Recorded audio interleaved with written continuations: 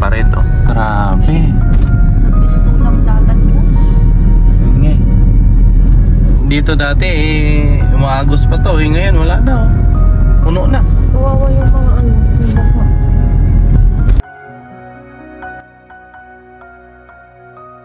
Ayan guys, dito na tayo sa Parid Bridge. Buti na lang hindi umulan kasi yung tubig na yan galing Bagao.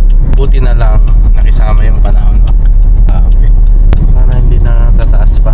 Mga sasakyan nila andyan na, oh. Babaha na sila dito sa baba. Diyan, baha na. Dito, baha na sa baba. Bahay nila.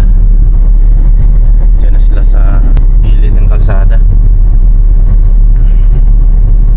Dati yung daan na to, nababaha pa to. Walang makadaan na kahit anong uri ng sasakyan, kahit mabas. As in, ang lakas ng tubig dito. Sana hindi aabot ng ganong sitwasyon dito. Kasi malapit na eh. Ayan, no? Malapit na, sobrang lapit na. Ay, grabe.